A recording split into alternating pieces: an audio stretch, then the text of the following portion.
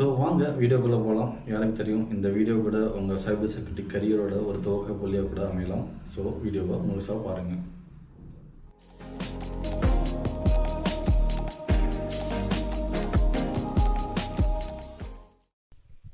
சரி, இப்போ வீடியோக்குள்ளே போகலாம். ஸோ நம்ம ஃபர்ஸ்ட் பார்ட் ஆஃப் த வீடியோவில் நம்ம இது ரெண்டையும் பார்த்தோம். Why choose cyber security and is cyber security means hacking. இது ரெண்டையும் நம்ம பார்த்தோம். இப்போ நம்ம பேச போகிறது இஸ் சைபர் செக்யூரிட்டி சூட்டபிள். இதை பற்றி தான் நம்ம பேச போகிறோம். நான் சொன்ன மைண்ட் மேப்பு இதுதான். ஸோ இந்த மைண்ட் மேப்பில் நீங்கள் கிளியராக பார்க்கலாம். சைபர் செக்யூரிட்டி அதில் பிரான்ச் டொமைன்ஸ். ஃபர்ஸ்ட் டொமைன் நீங்கள் பார்த்தீங்கன்னா செக்யூரிட்டி இன்ஜினியரிங், ரெண்டாவது டொமைன் செக்யூரிட்டி ஆப்ரேஷன், மூணாவது கவர்னன்ஸ், 4 ரிஸ்க் அசஸ்மெண்ட். இதை தவிர சின்ன மைனர் பிரான்ச்சஸும் இருக்குது, சப் டொமைன்ஸ் இருக்கும். For example career development, threat intelligence, user education, physical செக்யூரிட்டின்னு. பட் இதுதான் ஓவராலாக பார்த்தா 4 major domains of cyber security. ஓகேவா? ஸோ இதில் ஃபர்ஸ்ட் டொமைனை பற்றி பேசுவோம், செக்யூரிட்டி இன்ஜினியரிங். செக்யூரிட்டி இன்ஜினியரிங் அப்படின்னா என்ன? ஒரு ரியல் வேர்ல்டு எக்ஸாம்பிள் பார்க்கலாம். இதுக்கு செக்யூரிட்டி இன்ஜினியரிங் என்னன்னு புரிஞ்சுக்கிறதுக்காக ஒரு அப்பார்ட்மெண்ட் பில்டிங், ஓகேங்களா? ஸோ ஒரு அப்பார்ட்மெண்ட் பில்டிங் கன்ஸ்ட்ரக்ஷன் ஆகிட்டு இருக்கு. ஸோ இந்த அப்பார்ட்மெண்ட் பில்டிங் கன்ஸ்ட்ரக்ஷன் ஆகிட்டு இருக்கும்போது என்னென்ன விஷயங்கள் நம்ம பண்ணோம், அதனுடைய கன்ஸ்ட்ரக்ஷன், எத்தனை ஃப்ளோர்ஸ், அது ஆர்கிடெக்சரல் டிசைன் எல்லாம் டிசைன் பண்ணி கன்ஸ்ட்ரக்ஷன் பண்ணிட்டு இருப்பாங்க.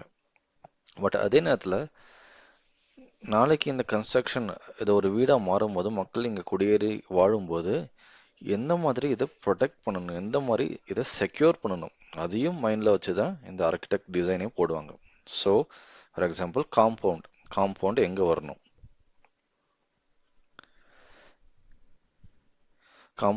வரணும், அதில் கேட் எங்கே ஆட் பண்ணணும், ஒரு கேட் இருக்கணுமா இல்லை பல கேட் இருக்குமா? ஃபார் எக்ஸாம்பிள் ஃப்ரண்ட் கேட் இருக்கலாம், பேக் சைடில் இன்னொரு கேட் இருக்கலாம். ஸோ காம்பவுண்ட் எந்த அளவு இருக்கணும், கேட் எங்கெங்கே வரணும். ஸோ இதை வந்து ஆர்கிடெக்ட் டிசைன் பண்ணும்போதே இதுவுமே டிசைன்லேயே வந்துடும், ஓகேங்களா? அதுக்கப்புறம் ஒரு செக்யூரிட்டி ஸ்டேஷன் இங்கே இருக்கலாம்.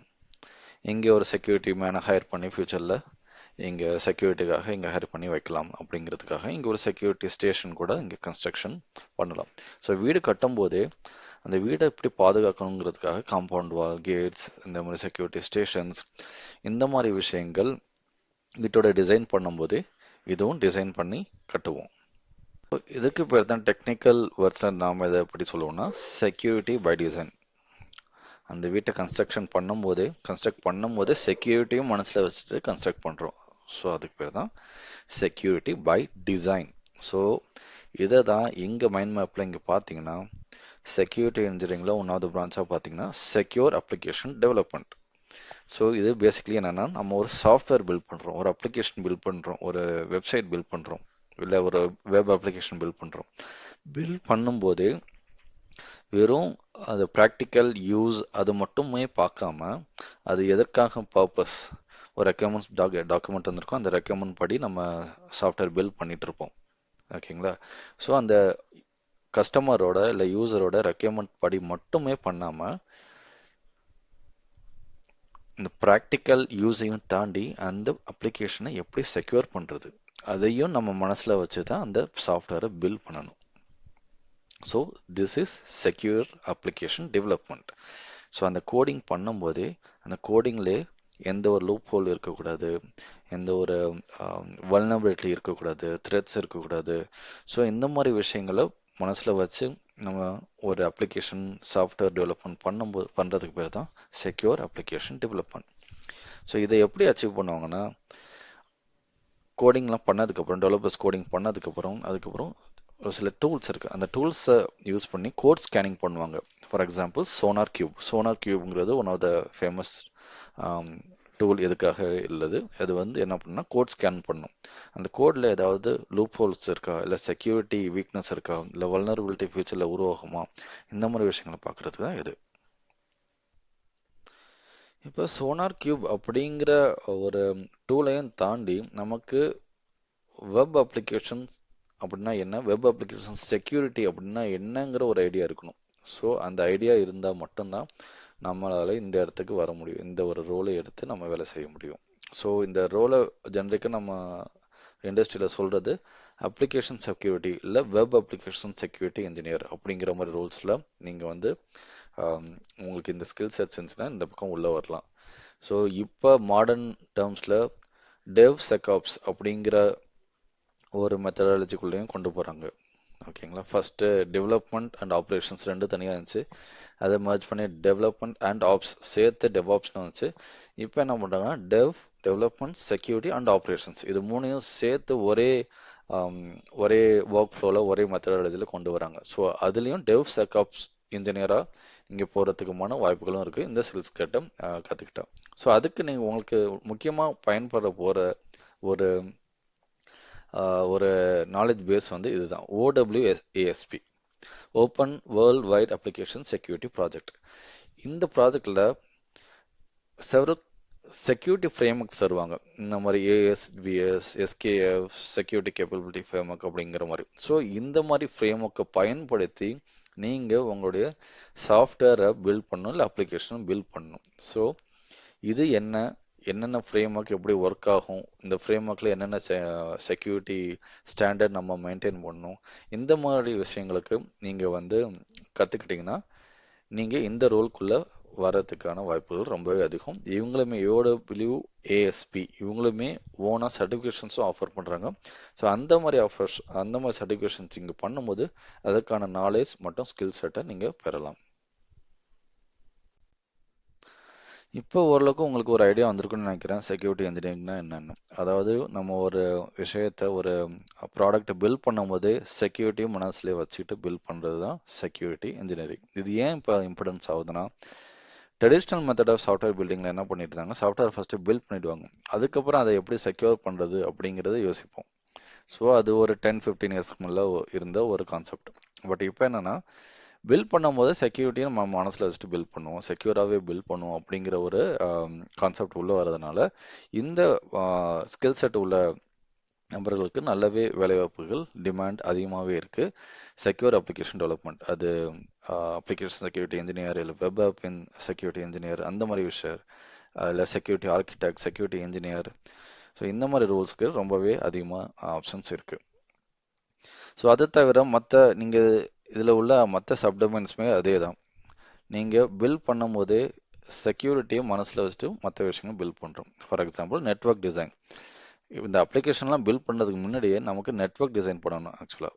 ஓகேங்களா, ஸோ நெட்வொர்க்கில் சர்வர்ஸ், டேட்டாபேசஸ், அந்த மாதிரி விஷயங்கள் பில்ட் பண்ணணும். நெட்வொர்க்கை சின்ன சின்ன சப்நெட்ஸாக பிரிக்கணும், ஃபயர்வால்ஸ் ரூல்ஸ் கொண்டு வரணும். ஸோ இந்த மாதிரி விஷயங்களை பயன்படுத்தி நெட்வொர்க் பில்ட் பண்ணும்போது அதை செக்யூரான நெட்வொர்க்கை பில்ட் பண்ணுறோம். ஸோ அப்ளிகேஷன் வந்து நெட்வொர்க்குக்கு மேலே உட்காரும். ஓகேங்களா, ஸோ இதுதான் நம்மளுடைய அப்ளிகேஷன் வச்சுங்க. இதுதான் நம்ம ஒரு அப்ளிகேஷன் நம்ம பில்ட் பண்ணிகிட்ருக்கோம். ஸோ அந்த அப்ளிகேஷன் இந்த நெட்வொர்க்குங்கிறது தான் பேஸ்மெண்ட். ஓகேவா, இந்த நெட்வொர்க்லாம் பில்ட் பண்ணதுக்கு அப்புறம் தான் அதுக்கு மேலே நம்ம வந்து அப்ளிகேஷன்ஸை உட்கார வைக்க முடியும். இந்த நெட்வொர்க்கில் இங்கே ஒரு அப்ளிகேஷனை பில்ட் பண்ணுறேன், இங்கே ஒரு அப்ளிகேஷன் நான் பில்ட் பண்ணுறேன், மேபி நான் அதை ஒரு சின்ன சின்ன சப்நெட்ஸாக பிரிக்கிறேன், அதில் இதை செக்யூர் பண்ணுறதுக்கு இன்னொரு பெரிய ஃபயர்வால் போகிறேன். ஓகேங்களா, ஸோ இதுதான் நெட்வொர்க் டிசைனில் வரும். ஸோ நெட்வொர்க் டிசைனில் நெட்வொர்க்கை எப்படி செக்யூராக பில்ட் பண்ணுறது அந்த ஸ்கில் செட் இருக்கணும். அது வந்து network architect, network engineer, network security engineer, அந்த மாதிரி ரோல்ஸ்க்கு இங்கே ஸ்கோப்பு அதிகமாக இருக்குது. ஸோ இந்த டொமைன்குள்ளே போகணுன்னா ரொம்ப ஒரு ஃபேமஸான ஒரு சர்டிஃபிகேஷன் உங்களுக்கு எல்லாருக்கும் தெரிஞ்சிருக்கும், சிசிஎன்ஏ. அது வந்து சிஸ்கோ சர்டிஃபைட் நெட்வொர்க் அசோசியேட். அதையும் தாண்டி சிசிஎன்பி வரும், சிசிஎன்பி செக்யூரிட்டி அப்படின்னு ஒரு ஸ்பெஷலைசேஷன் இருக்குது.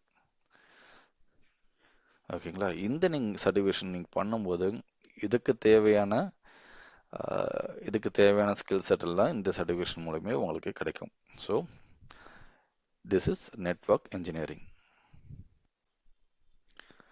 ஸோ இதை தாண்டி நான் அடுத்த ஒரு டொமைன் பார்க்குறேன். வேற எங்க வேலைவாய்ப்பு ஜாப் டிமாண்ட் அதிகமாக இருக்கு அப்படின்னு பார்த்தீங்கன்னா, டேட்டா ப்ரொடெக்ஷன், கிரிப்டோகிராஃபி. ஸோ இது ரெண்டுமே நான் ஒன்றா கம்பைன் பண்ணுறேன். Basically encryption. ஓகேங்களா? என்கிரிப்ஷனில் ஒரு முக்கியமான ஒரு என்னன்னா பேசிக்கலி டேட்டா ட்ரான்ஸ்ஃபர் ஆகும்போது ஒரு அப்ளிகேஷன்லேருந்து ஒரு அப்ளிகேஷன் டேட்டா ட்ரான்ஸ்ஃபர் பண்ணுறேன், இல்லை ஒரு கம்ப்யூட்டர் ஒரு சர்வர்லேருந்து இன்னொரு சர்வருக்கு ட்ரான்ஸ்ஃபர் பண்ணுறேன். ஸோ ட்ரெடிஷ்னலாக எப்படி பில்ட் பண்ணுவோன்னா, ஒரு அப்ளிகேஷன் நான் பில்ட் பண்ணியிருக்கேன்னு வச்சுங்க. இந்த அப்ளிகேஷன் வந்து வெறும் அப்ளிகேஷன் மட்டும் இருக்காது, அதுக்கு பேக் சைடில் ஒரு டேட்டா பேசஸ் இருக்கும். ஸோ அந்த அப்ளிகேஷன் வந்து இந்த டேட்டா பேஸோட கம்யூனிகேட் பண்ணணும். ஒரு யூசர் வந்து டேட்டாவை இங்கே என்டர் பண்ணும்போது அந்த டேட்டாவை எடுத்து இந்த டேட்டா பேஸில் ஸ்டோர் பண்ணணும். இல்லை அதே யூசர் ஒரு டேட்டாவை இந்த வெப்சைட்லேருந்து பார்க்கணுன்னு விரும்புகிறான்னா, இந்த சாஃப்ட்வேர் என்ன பண்ணால், இந்த வெப் அப்ளிகேஷன் என்ன பண்ணால், it will go back to database. அந்த டேட்டாபேஸ்லேருந்து இந்த டேட்டாவை எடுத்து கொரி பண்ணி எடுத்து திரும்ப இந்த யூசருக்கு இந்த வெப் அப்ளிகேஷன் ப்ரௌசரில் காட்டும். ஓகேங்களா? ஸோ இந்த மாதிரி கம்யூனிகேஷன் இருக்குல்ல, இந்த அப்ளிகேஷனுக்கும் இந்த டேட்டாபேஸ்க்கும் உள்ள கம்யூனிகேஷன், இந்த கம்யூனிகேஷனை என்கிரிப்டட் கம்யூனிகேஷன் ஆக இருக்கணும். ஓகேங்களா? ஸோ முன்னாடியெல்லாம் இந்த மாதிரி சுச்சுவேஷன், இந்த மாதிரி கம்யூனிகேஷன்ல நிறைய பிரீச்சஸ் நடந்துச்சு. நிறைய ஹேக்கர்ஸ் இந்த மாதிரி கம்யூனிகேஷனை இன்டர்செப்ட் பண்ணி இந்த டேட்டா கம்யூனிகேஷனை திருடி டேட்டாவை சம்டைம் திருடிடுவாங்க, ஃப்ளட் பண்ணிடுவாங்க. அந்த மாதிரி விஷயங்கள் நிறையவே நடந்திருக்கு நிறைய வருஷத்துக்கு முன்னாடி. ஸோ இந்த மாதிரி விஷயங்களை தவிர்க்கிறதுக்காக தான் என்கிரிப்ஷன் கொண்டு வராங்க. சொல்லப்போனால் பிகேஐ, பப்ளிக் கீ இன்ஃப்ராஸ்ட்ரக்சர். அதில் என்ன ஆகுனா, ஒரு ஹை லெவலில் சொல்லணும்னா, இவங்கள்ட்ட ஒரு கீ இருக்கும், இந்த சர்வரில் ஒரு கீ இருக்கும், பப்ளிக் கீ இருக்கும். ஓகேவா? அதே கீ வந்து ப்ரைவேட் கீ இங்கே ஒரு இன்ஸ்டால் பண்ண அந்த கீ. ஓகேவா? ஸோ இந்த ரெண்டு கீயும் இருந்தால் மட்டும்தான் இந்த கம்யூனிகேஷனே நடக்கும். ஸோ டிப்பிக்கலான ஒரு ஹேக்கர்ஸோட ஹேக்கிங் மெத்தட் இதில் இந்த செட்டப்பை பொறுத்தவரைக்கும் என்ன பண்ணுவாங்கன்னா, ஒரு ஃபேக் சர்வரை ரெடி பண்ணுவாங்க. சர்வரை ரெடி பண்ணிவிட்டு இந்த மெயின் சர்வர், இந்த அப்ளிகேஷன் சர்வர் போலயே இந்த சர்வரையும் இம்பர்சனேட் பண்ணுவாங்க. இம்பர்சன் பண்ணிவிட்டு இந்த டேட்டாபேஸில் கனெக்ட் பண்ணி அதே டேட்டாவை இங்கே கேட்பாங்க. ஓகேங்களா? ஸோ அது எது மூலமாக இருக்கலாம், ஒரு பாஸ்வேர்டு அவங்க கையில் கிடச்சிருக்கலாம், பாஸ்வேர்டை தெரியிருக்கலாம், இல்லை பாஸ்வேர்டை ரேண்டமாக கெஸ் பண்ணி ப்ரூட் ஃபோர்ஸ் அட்டாக்னு சொல்லுவாங்க. அந்த பாஸ்வேர்டை வந்து ரேண்டமாக ஒரு சிஸ்டத்தில் போட்டு ஒரு கமாண்ட் ஸ்கிரிப்டில் போட்டு ஆயிரக்கணக்கான பாஸ்வேர்ட் காம்பினேஷன் திரும்ப திரும்ப ட்ரை பண்ணிகிட்டே இருப்பாங்க. ஏதோ ஒரு காம்பினேஷனில் ஒர்க் ஆகிடும். ஸோ அந்த மாதிரி ப்ரூட் ஃபோர்ஸ் அட்டாக்லாம் பண்ணுவாங்க. ஸோ இந்த அப்ளிகேஷன் வந்து ஒரு சர்வீஸ், ஒரு அக்கௌண்ட் இருக்கும். இந்த அக்கௌண்ட் மூலமாக தான் இந்த டேட்டாபேஸை கனெக்ட் பண்ணும். ஸோ அந்த அக்கௌண்ட்டோட பாஸ்வேர்டை அவங்க கையில் கிடச்சிருக்கலாம். ஸோ அது மூலமாக என்ன பண்ணுவாங்கன்னா, இந்த சர்வரை இம்பர்சனேட் பண்ணுவாங்க. நான் தான் அந்த அப்ளிகேஷன் சர்வர், நான் இந்த டேட்டா கேட்குறேன், இந்த கஸ்டமரோட டேட்டா உன்கிட்ட இருக்குது, அந்த டேட்டாவை எனக்கு கொடு அப்படின்னு இந்த டேட்டா பேஸ்ட்டை கேட்பாங்க. கேட்கும் போது அந்த டேட்டா பேஸ் என்ன நினைக்கும், ஓகே ஃபார்முலா அத்தன்டிகேட் பண்ணி தான், யூசர் நேம் பாஸ்வேர்டு யூஸ் பண்ணி தான் அத்தன்டிகேட் பண்ணி உள்ளே வராங்க, ரெக்வஸ்ட் லெஜிட்டபிள் தான் இருக்குது, கரெக்டாக தான் தெரியுது, ஸோ அந்த டேட்டாவை உனக்கு தரேன் அப்படின்னு சொல்லிட்டு டேட்டா உங்களுக்கு கையில் போயிடும். ஸோ இந்த மாதிரி விஷயங்கள் நிறைய விஷயங்கள் நடந்துட்டு இருக்கும்போது தான், ஸோ ட்ரெடிஷ்னல் இந்த லேயர் ஆஃப் செக்யூரிட்டி பத்தலை அப்படிங்கிறது ஒரு நிலைமை வரும்போது தான் அனதர் லேயர் ஆஃப் செக்யூரிட்டி கொண்டு வரலாம் அப்படின்னு கொண்டு போகிறாங்க. அப்போ தான் இந்த டேட்டா ப்ரொடெக்ஷன் வருது. அதில் முக்கியமான ஒரு கான்செப்ட் பிகேஐ. பிகேஐயில் இந்த சர்டிஃபிகேட், பப்ளிக் சர்டிஃபிகேட்டும் இந்த ப்ரைவேட் கீயும், பப்ளிக் கீ ப்ரைவேட் கீன்னு சொல்லுவாங்க, இது ரெண்டுமே இன்ஸ்டால் பண்ணணும் இந்த சர்வர்லையும் இந்த சர்வர்லையும். அப்போ இவந்தோ என்கிட்ட பாஸ்வேர்ட் கிடைச்சாலுமே நான் இவங்களுக்கு அந்த டேட்டாபேஸ் சர்வருக்கு நான் ரெக்வஸ்ட் கொடுக்குறேன், கொடுத்தாலுமே அது என்ன ஃபஸ்ட்டு செக் பண்ணா, உன்கிட்ட பப்ளிக் கீ இருக்கா அப்படின்னு கேட்கும். என்கிட்ட பாஸ்வேர்ட் இருக்குது, பட் என்கிட்ட பப்ளிக் கீ இல்லை. அதனால என்னதான் நான் ரியல் சர்வர் மாதிரி இம்பர்சனேட் ட்ரை பண்ணாலுமே இந்த கனெக்ஷன் அபார்ட் ஆகிடும், இந்த கனெக்ஷன் ஒர்க் ஆகாது, என்னால் டேட்டாவை இழுக்க முடியாது ஹேக்கராக. ஸோ இதனால தான் பிகேஐங்கிறது ரொம்ப ரொம்ப இம்பார்ட்டண்ட் ஆகுது. இந்த சிஸ்டம் செக்யூரிட்டி இன்ஜினியரிங் நம்ம பண்ணும்போது பிகேஐ சிஸ்டம், அதுதான் கிரிப்டோகிராஃபின்னு சொல்லுவாங்க, பிகேஐ சிஸ்டம் ரொம்பவே நமக்கு இம்பார்ட்டண்ட் ஒரு இம்பார்ட்டன்ட் ஒரு ஃபீச்சர் ஆகுது. ஸோ பிகே இன்ஜினியருக்கு வந்து நிறையவே ஸ்கோப் இருக்குது, டிமாண்ட் இருக்குது இப்போவுமே. அதனால் பிகே ஸ்கில் செட்ஸ் உங்கள்கிட்ட இருக்கும்போது நீங்களுமே இந்த security engineer, data encryption engineer, இல்லை டேட்டா இன்ஜினியர் அந்த மாதிரி ரோல்ஸ்க்கு வந்து நீங்கள் வந்து ட்ரை பண்ணலாம். ஸோ இதுக்கு பேசிக்காக வந்து தெரிகிறது பிகே எப்படி செட் பண்ணணும், என்ன பப்ளிக் என்ன, ப்ரைவேட் கீனா என்ன, அதை எப்படி ஷேர் பண்ணுறது, அது எப்படி ரொட்டேட் பண்ணுறது, அது வந்து எக்ஸ்பயர் ஆகும், அது எக்ஸ்பயர் ஆகும்போது எப்படி ரொட்டேட் பண்ணி இது கண்டு புது சர்டிஃபிகேட்ஸ் டிஸ்ட்ரிபியூட் பண்ணுறது, அந்த மாதிரி விஷயங்கள்லாம் இதில் வரும். ஸோ அது வந்து கிரிப்டோகிராஃபி. ஓகேங்களா? ஸோ இது பார்த்தாச்சு. இதை தவிர நமக்கு வந்து ஒரு முக்கியமான ஒரு சப்டொமைன் செக்யூரிட்டி இன்ஜினியரிங்கில் கிளவுட் செக்யூரிட்டி. இப்போ வந்து இப்போ அப்ளிகேஷன் மோஸ்ட்லி எல்லாருமே வந்து ஆன்ப்ரம் சர்வரில் பண்ணுறதில்ல, கிளவுட் சர்வர்ஸில் தான் எல்லாரும் பில்ட் பண்ணுறாங்க. ஸோ அந்த மாதிரி சூழ்நிலை நம்ம இருக்கிறதுனால கிளவுட் செக்யூரிட்டிங்கிறது ரொம்ப ரொம்ப அத்தியாவசியமாக ஆகுது. கிளவுட் செக்யூரிட்டியில் நீங்கள் வந்து இதில் ஏடபிள்யூஎஸில் ஹோஸ்ட் பண்ணாலும் சரி, அஜூரில் ஹோஸ்ட் பண்ணாலும் சரி, அந்த சர்வர்ஸை எப்படி நம்ம செக்யூர் பண்ணுறது, நம்ம ட்ரெடிஷ்னலாக நம்ம செக்யூர் பண்ணுற மெத்தடாலஜி எல்லாமே இது எல்லாமே நான் வந்து பிகேக்கு, அதாவது ஆன்ப்ரம் சர்வர்ஸ்க்கு தான் சொல்கிறேன். இப்போ மோர் அண்ட் மோர் கம்பெனிஸ் அவங்க அப்ளிகேஷன்ஸை க்ளவுடில் ஹோஸ்ட் பண்ண ஆரம்பிக்கிறதுனால அங்கே நிறைய பிரச்சனைகள் புதுசாக உருவாகுது, நிறைய செக்யூரிட்டி ரிஸ்க் வந்து க்ளவுடில் உருவாகுது. ஸோ அந்த மாதிரி ரிஸ்க்கை க்ளவுட்லேருந்து நம்ம வந்து எப்படி அந்த மாதிரி ரிஸ்க்கை ரிமூவ் பண்ணி நம்ம அப்ளிகேஷன் செக்யூர் ஆக்குறது. ஸோ அந்த மாதிரி விஷயங்களை பற்றி நம்ம வந்து தெரிஞ்சுக்கிறது, அந்த மாதிரி ஸ்கில் செட்டை நம்ம கெயின் பண்ணி கொண்டு போனால் அதில் வந்து cloud security engineer, cloud architect, அந்த மாதிரி இல்லை சைட் ரிலையபிலிட்டி இன்ஜினியர், அந்த மாதிரி ஸ்கில் செட்ஸ் ரோல்ஸ்க்கு வந்து நீங்கள் தாராளமாக ட்ரை பண்ணலாம். அடுத்தது last but not the least, identity access control. அதுக்குள்ள identity management, privilege access management, ஐஏஎம்னு நிறைய விஷயங்கள் வரும். ஆக்சஸ் கண்ட்ரோல் இதுதான் one of the most important pillar of security engineering. So ஏன் இது வந்து ரொம்ப இம்பார்ட்டன்ட் பில்லர் அப்படின்னு பார்க்கலாம். ஸோ நம்ம இது வரைக்கும் எப்படி செக்யூர் அப்ளிகேஷனை பில்ட் பண்ணுறது அதை பார்த்தோம். எப்படி அந்த பில்ட் பண்ண அப்ளிகேஷனை செக்யூரான நெட்ஒர்க்கில் ஹோஸ்ட் பண்ணுறது அதையும் பார்த்தோம். ஒருவேளை நம்ம நெட்ஒர்க்கில் ஹோஸ்ட் பண்ணலை, கிளவுட் நெட்ஒர்க்கில் இல்லை கிளவுடில் ஏடபிள்யூஎஸ், அஜூர், கூகுள் கிளவுட் சர்வர்ஸ்லாம் நம்ம ஹோஸ்ட் பண்ணோம்னா அதை எப்படி செக்யூர் பண்ணுறது அதெல்லாம் நம்ம பார்த்தோம். ஸோ இது எல்லாத்தையும் தாண்டி ரொம்ப முக்கியமானது இருக்குது. இந்த அப்ளிகேஷன் பில்ட் பண்ணதுக்கு அப்புறம் இந்த அப்ளிகேஷனை யார் அக்சஸ் பண்ணலாம், யார் அக்சஸ் பண்ணக்கூடாது அப்படிங்கிற முடிவு பண்ணுறது, அப்படிங்கிற ஒரு செட்டப், அப்படிங்கிற ஒரு ஆர்கிடெக்ட் பண்ணுறதுங்கிறது ரொம்ப ரொம்ப முக்கியமானது. ஓகேங்களா? ஏன்னா வந்து அப்ளிகேஷன் பில்ட் நம்ம செக்யூராக கோட் எழுதி பில்ட் பண்ணியாச்சு, ஹேக்கர்ஸ் உள்ள வர முடியாது. ஓகேங்களா? ஹேக்கர்ஸ் வந்து அந்த கோடிங் உள்ள லூப் ஹோல்ஸை பயன்படுத்தி இல்லை வல்னரபிலிட்டி பயன்படுத்தி உள்ள வராத மாதிரி நம்ம வந்து கரெக்டாக செக்யூராக நம்ம பில்ட் பண்ணிட்டோம். அதுக்கப்புறம் நெட்ஒர்க் செக்யூரிட்டியில் நெட்ஒர்க்கையும் நம்ம ரொம்ப ஸ்ட்ராங்காக ஃபயர்வால்ஸ் பயன்படுத்தி மற்ற விஷயங்கள், மற்ற டூல்ஸ் அண்ட் ப்ராடக்ட்ஸை பயன்படுத்தி நெட்ஒர்க்கையும் ஸ்ட்ராங்காக பில்ட் பண்ணிட்டோம். ஸோ நெட்ஒர்க்கையும் உடைச்சிட்டு ஹேக்கர்ஸ் உள்ள வர முடியாது. டேட்டாவே நம்ம செக்யூர் பண்ணிட்டோம், பிகேஐ, டேட்டா என்கிரிப்ஷன் அதெல்லாம் போட்டு நாம் வந்து டேட்டா டிரான்ஸ்ஃபர்மேஷன், டேட்டா கம்யூனிகேஷன் அந்த மாதிரி விஷயங்களையும் நம்ம வந்து செக்யூர் பண்ணியாச்சு. இப்போ அடுத்தது என்ன? இப்போ ஹேக்கர்ஸ் இதெல்லாம் நீங்கள் செக்யூர் பண்ணிட்ட, ஓகேவா?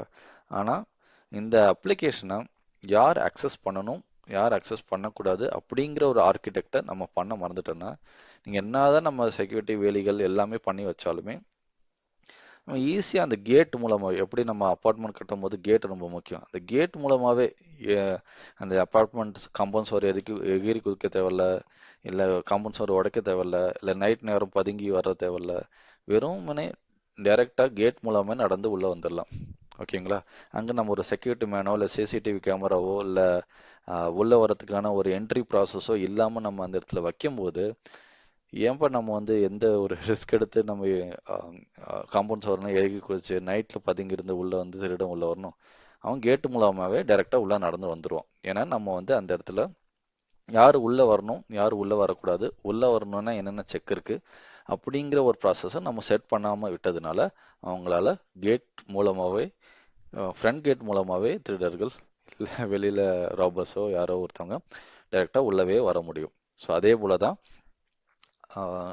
நம்ம சாஃப்ட்வேர் பில்ட் பண்ண போயும் சரி, எல்லாத்தையும் நம்ம செக்யூர் பண்ணாலுமே சரி, ஆக்சஸ் கண்ட்ரோலை பில்ட் பண்ணாமல் அதை ஆர்கிடெக்ட் பண்ணாமல் அதை செக்யூர் பண்ணுற மாதிரி இருக்கிறது என்னென்னா எல்லாத்தையும் காம்பவுண்டு செக்யூரிட்டி சிசிடிவி கேமராஸ் எல்லாத்தையும் போட்டதுக்கப்புறம் கேட்டை மட்டும் திறந்து வச்சுட்டு எப்படி இருக்கும் அதே போல தான் ஆக்சஸ் கண்ட்ரோலுங்கிறது ரொம்ப ரொம்ப முக்கியமானதாகுது.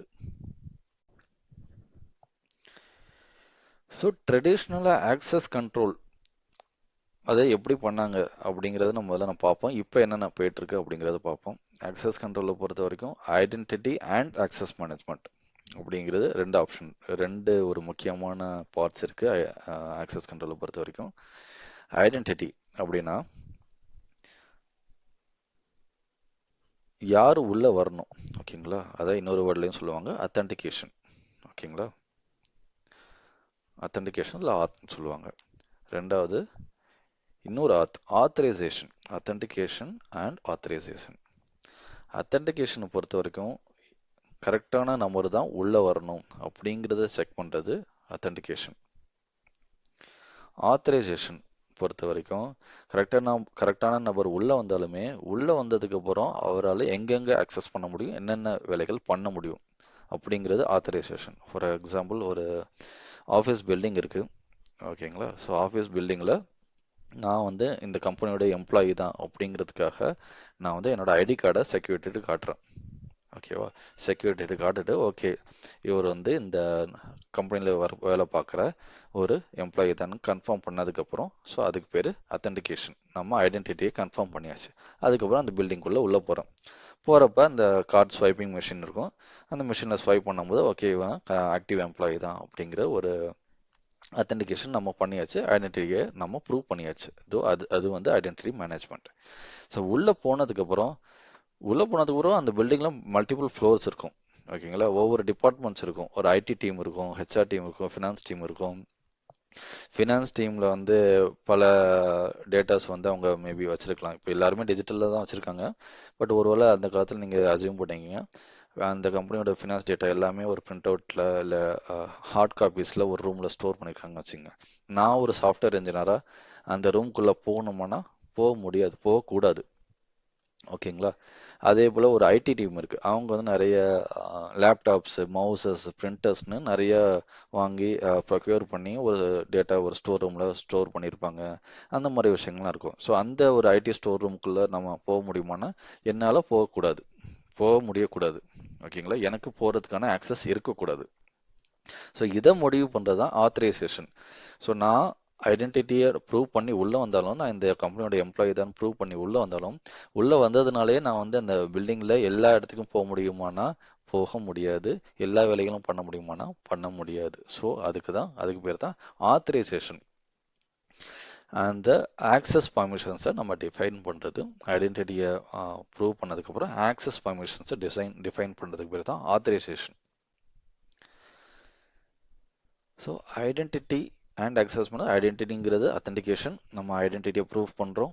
ஆக்சஸ் மேனேஜ்மெண்ட்டுங்கிறது ப்ரூவ் பண்ணாலுமே உள்ளே வந்து அந்த பில்டிங்குள்ளே வந்து இல்லை அந்த அப்ளிகேஷன் சாஃப்ட்வேர்க்குள்ளே வந்து என்னென்ன பண்ண முடியும் பண்ண முடியாது அதை டிஃபைன் பண்ணுறது, அதை கண்ட்ரோல் பண்ணுறதுக்கு பேர் தான் ஆக்சஸ் மேனேஜ்மெண்ட். இதை டிஜிட்டல் வேர்ல்டில் இல்லை டெக்னிக்கல் வேர்ல்டில் பார்க்கணும்னா, நான் ஒரு டேட்டாபேஸ்க்குள்ளே உள்ளே போயிட்டேன், எனக்கு டேட்டாபேஸ்க்கு ஆக்சஸ் இருக்குது. ஆனால் இந்த டேட்டாபேஸில் போயிட்டு என்ன ஒரு என்டையர் டேட்டாபேஸோ இல்லை டேபிளையோ என்னால் டெலீட் பண்ண முடியுமானா முடியாது. ஏன்னா வந்து நான் ஒரு டேட்டாபேஸ் அட்மின், எனக்கு வந்து ரீட் அண்ட் வியூ ஆக்சஸ் மட்டும் தான் இருக்குது, ஓகேங்களா? எனக்கு டெலீட் ஆக்சஸ் கிடையாது. ஸோ அதனால என்னால் டெலீட் பண்ண முடியாது. ஒருவேளை ஒரு டிபிஏ வர்றாரு, டேட்டாபேஸ் அட்மினிஸ்ட்ரேட்டர் வர்றாரு, அவருக்கு வந்து maybe full access to create database, delete பண்ணுறதுக்கு, டேபிள்ஸ் டெலீட் பண்ணுறதுக்கு, காலம்ஸ் கிரியேட் பண்ணுறதுக்கு எல்லா ஆக்சஸும் அவருக்கு இருக்கும். ஸோ யாருக்கு என்ன ஆக்சஸ் கொடுக்கணும் அப்படிங்கிறத கிளியராக டிஃபைன் பண்ணுறது தான் ஆக்சஸ் மேனேஜ்மெண்ட். யாருக்கு என்ன பர்மிஷன்ஸ் இருக்கணும், யாரால என்னென்ன பண்ண முடியணும். ரெண்டு பேருமே உள்ள வந்தாலுமே சாஃப்ட்வேர் இன்ஜினியரும் டேட்டாபேஸ்க்குள்ள வராரு, டிபிஏவும் டேட்டாபேஸ்க்குள்ள வராரு. ஆனால் ரெண்டு பேருக்கும் தனித்தனியா ஆக்சஸை பிரித்து வைக்கிறது, பர்மிஷன்ஸை டிஃபைன் பண்ணி வைக்கிறதுக்கு பேர் தான் ஆக்சஸ் மேனேஜ்மெண்ட். ஆக்சஸ் மேனேஜ்மெண்ட் பொறுத்த வரைக்கும் நம்ம ட்ரெடிஷ்னலாக யூஸ் பண்ண ஒரே டூல் வந்து ஆக்டிவ் டைரக்டரி. இதை வந்து நீங்கள் கேள்விப்பட்டிருப்பீங்க. ஆக்டிவ் டைரக்டரி மூலமாக தான் பல வருஷங்களாக பல டெக்கேட்ஸாக நம்ம வந்து ஐடென்டிட்டி அண்ட் ஆக்சஸ் மேனேஜ்மெண்ட்டை பண்ணிட்டு வந்தோம். இது ஒரு மைக்ரோசாஃப்ட் ப்ராடக்ட்டு. இதில் தான் நம்ம வந்து யூசர் அக்கௌண்ட்ஸ் க்ரியேட் பண்ணுவோம். அந்த யூசர் அக்கௌண்ட்ஸ் க்ரியேட் பண்ணி யூசர் நேம் பாஸ்வேர்டு நம்ம டிஃபைன் பண்ணுவோம். அதன் மூலமாக தான் ஒரு எம்ப்ளாயி வந்து ஒரு லேப்டாப்போ இல்லை சிஸ்டமோ உள்ளே வரும்போது அந்த யூசர் நேம் பாஸ்வேர்டை பயன்படுத்தி தான் லேப்டாப்பே லாகின் பண்ண முடியும். ஓகேங்களா? So active directory was the legacy, was இல்லை ஈஸும் கூட. ஏன்னா வந்து இப்போவுமே ஆக்டிவ் டைரக்டரி எல்லா கம்பெனிலுமே பயன்படுத்திட்டு வராங்க. என்னதான் அவங்க க்ளவுடுக்கு மூவ் பண்ணிட்டேன், ஆட்டோமேட் பண்ணிட்டேன், என்னென்னமோ பண்ணிட்டேன்னு இப்போ சொல்கிறாங்க, டிஜிட்டல் டிரான்ஸ்ஃபர்மேஷன் பண்ணிட்டேன் அப்படின்னு நிறைய கம்பெனிஸ் சொல்கிறாங்க. இருந்தாலுமே ஆக்டிவ் டைரக்டரி தான் இது வரைக்கும் நான் பார்த்த கம்பெனி, கஸ்டமர்ஸ், கிளைண்ட்ஸை பொறுத்த வரைக்கும் ஆக்டிவ் டைரக்டரி இல்லாத கம்பெனியே இல்லை. ஆக்டிவ் டைரக்டரி இனிமேல் தேவையில்லை அப்படின்னு நிறைய பேர் சொன்னாலுமே ஆக்டிவ் டைரக்டரி ரீப்ளேஸ் பண்ணுறதுக்கு எந்த ஒரு கம்பெனியும் இது வரைக்கும் முன் வரல. ஓகேங்களா? So active directory is one tool. அதை தாண்டி ஆக்டிவ் டைரக்டரிலேருந்து நிறைய டிரான்ஸ்ஃபர்மேஷன் ஒவ்வொரு 5 வருஷம் 10 வருஷத்துக்குள்ள நிறைய டிரான்ஸ்ஃபர்மேஷன் வந்துச்சு. ஓகேங்களா? ஆக்டிவ் டைரக்டரியில் என்ன பண்ணோம்னா ஒரு டிப்பிக்கல் ஒர்க் ஃப்ளோ, ஒரு எம்ப்ளாயி புதுசாக கம்பெனியில் ஜாயின் பண்ணுறாரு. நான் ஒரு ஏடி அட்மின், ஆக்டிவ் டைரக்டரி அட்மினா நான் உள்ளே போயிட்டு அந்த எம்ப்ளாயிக்கான அக்கௌண்ட்டை நான் கிரியேட் பண்ணணும். யூசர் நேமும் பாஸ்வேர்டு அந்த மாதிரி விஷயங்களை நான் என்டர் பண்ணி name, last name, phone number, manager யார், எல்லா விஷயங்களும் நான் டிஃபைன் பண்ணி அங்கே ஒரு அக்கௌண்ட் கிரியேட் பண்ணணும். அந்த அக்கௌண்ட் நேமை, அந்த யூசர் நேம், அந்த அக்கௌண்ட் பாஸ்வேர்டை வந்து நான் வந்து அந்த யூசருக்கு ஷேர் பண்ணணும். ஷேர் பண்ணும்போது மேபி இமெயிலையோ சேட்லேயோ இல்லை ஒரு ஷேர்ட் லொக்கேஷனில் அந்த மாதிரி விஷயங்களை பயன்படுத்தி நான் ஷேர் பண்ணணும். அதை பயன்படுத்தி தான் எம்ப்ளாயி வந்து அவங்களோட லேப்டாப் சிஸ்டத்தை ஆக்சஸ் பண்ண முடியும். ஓகேங்களா? அது வந்து ஐடென்டிட்டி. அந்த அக்கௌண்ட் கிரியேட் பண்ணதுக்கப்புறம் அதில் வந்து நான் வந்து பெர்மிஷன்ஸ், அந்த கிரியேட் பண்ண அக்கௌண்ட்டில் நான் ஒரு பெர்மிஷன்ஸ் ஆட் பண்ணணும். ஒரு இல்லை பல பெர்மிஷன்ஸ் நான் ஆட் பண்ணணும். அந்த எம்ப்ளாயோட ஜாப் டெசிக்னேஷன் இல்லை ரோலை பொறுத்த வரைக்கும் ஒரு டேட்டாபேஸ் அட்மினிஸ்ட்ரேட்டராக இருந்தால் டேட்டாபேஸ் சம்மந்தப்பட்ட பர்மிஷன்ஸ் எல்லாமே குரூப்ஸ்ன்னு சொல்லுவாங்க.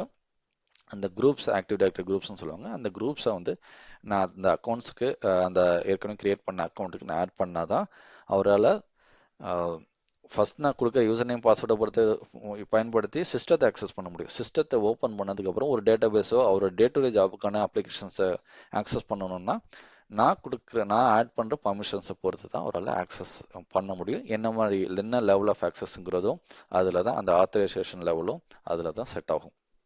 ஓகேங்களா? அது பண்ணதுக்கப்புறம் நாளை பின்ன அவருக்கு ஒரு புது ரோலுக்கு மூவ் ஆகிற ப்ரொமோஷன் கிடைக்குது அப்படின்னா திரும்ப ஒரு ரெக்வஸ்ட் ரைஸ் பண்ணுவார். ஒரு டிக்கெட்டிங் டூலில் ரெக்வஸ்ட் ரைஸ் பண்ணுவார். அந்த ரெக்வஸ்ட்டை நான் எடுத்து திரும்ப அவருக்கு புது பர்மிஷன்ஸ் நான் ஆட் பண்ணி கொடுக்கணும். ஒவ்வொரு டைம் நான் பண்ணிட்டு இருக்கணும். நாளை பின்ன அவருக்கு பாஸ்வேர்டு மறந்துட்டாரு, ரொம்ப லீவில் போகிறாரு, நான் வந்து லாகின் பண்ணுறப்போ பாஸ்வேர்டு மறந்துட்டேன்னா நான் பாஸ்வேர்டு ரீசெட் மேனுவலாக அந்த ஆக்டிவ் டைரக்டரி பயன்படுத்தி நான் பண்ணி கொடுக்கணும். இது எல்லாத்துக்குமே வந்து மெயின் ஹீரோ ஆக்டிவ் டைரக்டரி தான். அதில் தான் நான் பண்ணிட்டு இருக்கணும். ஓகேங்களா? ஸோ இந்த மாதிரி செட்டப்பில் நாளைக்கு அவர் லீவர், அதாவது கம்பெனி விட்டு ரிசைன் பண்ணிட்டு போகிறேன்னா அவர் அக்கௌண்ட்டை டிசேபிள் பண்ணணும். அவருக்கு இந்த பர்மிஷன்ஸ் எல்லாத்தையும் ஒன்று ஒன்றா நான் டெலீட் பண்ணணும், ரிமூவ் பண்ணணும். அதை வந்து நாளை பண்ணால் அந்த அக்கௌண்ட்டையும் கம்ப்ளீட்டாக டெலீட்டும் பண்ணணும். ஸோ இதுதான் என்டையர் ப்ராசஸ் ஆக்டிவ் டைரக்டரி பொறுத்த வரைக்கும்.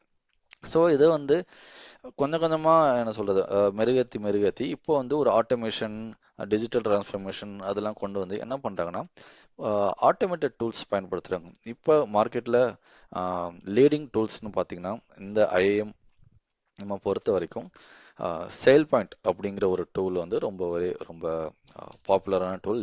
One of the number 1 leading tool in IAM இல்லை ஐஜிஏ மார்க்கெட்டை பொறுத்த வரைக்கும். ஐஜிஏனா என்னன்னு நான் இப்போ சொல்கிறேன். அப்புறம் அதை தவிர ஆக்டாங்கிற ஒரு டூல் இருக்கு, சேவியன்ட் அப்படிங்கிற ஒரு டூல் இருக்கு. இதை தவிர என்ட்ரா ஐடி, இப்போ புதுசாக மைக்ரோசாஃப்டோட ப்ராடக்ட், அவங்களும் இவங்களுக்கு போட்டியாக வந்துட்டு இருக்காங்க. ஓகேங்களா? அது தவிர முன்னாடி லெகசி அப்ளிகேஷன்லாம் எம்ஐஎம்னு ஒன்று இருந்துச்சு, மைக்ரோசாஃப்ட் ஐடென்டிட்டி மேனேஜர். அதை கிட்டத்தட்ட இப்போ டிகமிஷன் பண்ணுறேன்னு மைக்ரோசாஃப்ட் அறிவிச்சிட்டாங்க. என்ட்ரா ஐடி தான் அவங்களோட நியூ மைக்ரோசாஃப்டோட ஐடென்டிட்டி மேனேஜ்மெண்ட் ஐஏஎம் ப்ராடக்ட். ஓகேங்களா? ஸோ அது தவிர சைபராக் அப்படிங்கிற டூல்ஸும் இருக்குது. அது வந்து பேமில் வரும், ப்ரிவிலேஜ்ட் அக்சஸ் மேனேஜ்மெண்ட். ஸோ அதெல்லாம் நம்ம வர வீடியோஸில் பேசுவோம், பேம்னா என்ன, ஐஜிஎன் என்னன்னு. ஸோ ஹை லெவலில் ஸோ இது வரைக்கும் நான் பேசியிருந்தேன் இல்லையா, ஒரு எம்ப்ளாயி ஜாயின் பண்ணும்போது அவருக்கு அக்கௌண்ட் க்ரியேட் பண்ணணும், பர்மிஷன்ஸ் ஆட் பண்ணணும், நாளை பண்ண புது பர்மிஷன்னா அதை திரும்ப ஆட் பண்ணணும், ரிமூவ் பண்ணணும், அவர் கம்பெனி விட்டு போகும்போது அந்த அக்கௌண்ட்டை டிசேபிள் பண்ணணும், டெலீட் பண்ணணும். ஸோ இது என்டையர் ப்ராசஸ்க்கு பேர் life cycle, user life cycle management. ஓகேங்களா? ஸோ இதுதான் ரொம்ப வருஷம் 2010 முன்னாடி வரைக்குமே இதுதான் நடந்துட்டு இருந்துச்சு. ஆக்டிவ் டைரக்டரி தான் ஹீரோ. ஓகேங்களா? அதுலேருந்து நம்ம கம்பெனிஸ் என்ன பண்ணாங்க, சரி ஆட்டோமேட் பண்ணலாம், புது புது ஏன்னா வந்து அதில் என்னன்னா நிறைய மேனுவல் எரர்ஸ் நடந்துட்டு இருந்துச்சு. மேனுவலாக நிறைய விஷயங்கள் மிஸ் ஆனுச்சு. அதன் மூலமா பாஸ்வேர்டு வந்து திருடப்பட்டுச்சு. அதன் மூலமா ஹேக்கிங் நிறைய நடந்துச்சு. ஸோ அதெல்லாம் பார்க்கும்போது தான் இண்டஸ்ட்ரியில் வந்து இதுக்கான தேவைகள் அதிகமாக இருக்குது, இதை வந்து ஆட்டோமேட் பண்ணுறதுக்கான தேவைகள் அதிகமாக இருக்குது அப்படின்னு சொல்லிட்டு வரும்போது தான் இந்த மாதிரி டூல்ஸ் வந்து உள்ளே வருது. சேல் பாயிண்ட், சேவியன்ட், என்ட்ரைடி எல்லா விஷயங்களும் உள்ளே வருது. ஓகேங்களா? ஸோ சேல் பாயிண்டோட வேலை என்ன? இல்லை இந்த டூல்ஸோட இந்த டூல்ஸ்க்கெல்லாம் பேர் வந்து ஐஏஎம் டூல்ஸ்னு சொல்லுவாங்க, இல்லைன்னா ஐஏஎம், இல்லைன்னா ஐஜிஏ டூல் அப்படின்னு சொல்லுவாங்க. ஸோ இந்த டூலோட வேலை என்னன்னா இந்த என்டையர் யூசர் லைஃப் சைக்கிளையும் ஆட்டோமேட் பண்ணுறது. ஓகேங்களா? ஒரு ஒரு வரியில் சொல்லணும்னா, நான் இன்னைக்கு எம்ப்ளாயாக ஜாயின் பண்ணுறேன் அப்படின்னா அந்த ஹெச்ஆர் வந்து அவரோட ஹெச்ஆர் சிஸ்டமில் என்டர் பண்ணுவது என்னோட டேட்டாவை என்டர் பண்ணி அவர் என்டர் தட்டின உடனே எனக்கு ஆட்டோமேட்டிக்காக இந்த சேல் பாயிண்ட்டோ சேவியன்ட்டோ என்ன பண்ணுன்னா அந்த டேட்டாவை புல் பண்ணி எனக்கு தேவையான ஆக்டிவ் டைரக்டரி அக்கௌண்ட் சொன்னேன் இல்லையா, இந்த ஆக்டிவ் டைரக்டரி அக்கௌண்ட்டை ஆட்டோமேட்டிக்காக கிரியேட் பண்ணிவிடும். கிரியேட் பண்ணதுக்கப்புறம் அதுக்கு எனக்கு தேவையான பர்மிஷன்ஸும் என்னோட ரோலை பொறுத்த வரைக்கும், நான் ஒரு டேட்டாபேஸ் அட்மினா, சாஃப்ட்வேர் இன்ஜினியரா, இல்லை ஃபினான்ஷியல் அனலிஸ்டா, எனக்கு என்னென்ன பர்மிஷன்ஸ் தேவையோ அதையும் ப்ரீ டிஃபைன் பண்ணி இந்த சேல் பாயிண்ட் சேவியன்ட் மாதிரி டூலில் ஸ்டோர் பண்ணி அதையும் என்னை வந்து ஆட்டோமேட்டடாக அந்த ஆக்சஸ் பர்மிஷனும் ஆட் பண்ண முடியும். ஸோ டே ஒன் நான் உள்ளே போகும்போது எனக்கு அக்கௌண்ட்டும் ரெடியாக இருக்கும், எனக்கு தேவையான ஆக்சஸ் பர்மிஷன்ஸும் எல்லாமே ரெடியாக இருக்கும், without any manual intervention. So அதுதான் இந்த மாதிரி டூல்ஸ் வந்து பண்ணிட்டு இருக்காங்க. ஐடென்டிட்டி அண்ட் ஆக்சஸ் மேனேஜ்மெண்ட்டை கம்ப்ளீட்டாக ஆட்டோமேட் பண்ணுறாங்க, மோர் செக்யூரும் பண்ணிட்டு இருக்காங்க இந்த மாதிரி டூல்ஸை பயன்படுத்தி. ஸோ இந்த IAM/IGA டொமைனுக்குள்ளே வரணும். ஸோ ஐஜிஏனா என்னென்ன ஒரு ஜஸ்ட் ஒரு லைனை சொல்லிடுறேன். ஐஏஎம்ங்கிற வந்து என்ன ஆக்சஸ் கொடுக்கணும், என்ன மாதிரி ஆக்சஸ் கொடுக்கணும், என்ன மாதிரி ஆக்சஸ் ரிமூவ் பண்ணணும், ஒரு எம்ப்ளாயி ஒரு டிபார்ட்மெண்ட்லேருந்து இன்னொரு டிபார்ட்மெண்ட் போகும்போது பழைய ஆக்சஸ் ரிமூவ் பண்ணிட்டு புது ஆக்சஸ் ஆட் பண்ணுறது, ரிசைன் பண்ணிட்டு போகும்போது எல்லாத்தையும் டெலீட் பண்ணுறது, இந்த மாதிரி விஷயங்கள் ஐஏஎம்ல வரும். ஓகேங்களா? இப்போ ஃபார் எக்ஸாம்பிள் ஒரு சினாரியோ எடுத்துப்போம். நான் ஹெச்ஆர் டிபார்ட்மெண்ட்டில் ஒர்க் பண்ணிகிட்ருக்கேன். சரி, for example database administrator work பண்ணிகிட்ருக்கேன். எனக்கு வந்து ஒரு டேட்டாபேஸில் ஃபுல் ஆக்சஸ் எனக்கு இருக்குது. என்னால் டெலீட் பண்ண முடியும், க்ரியேட் பண்ண முடியும், எல்லாமே பண்ண முடியும் அந்த டேட்டாபேஸில். ஓகேங்களா?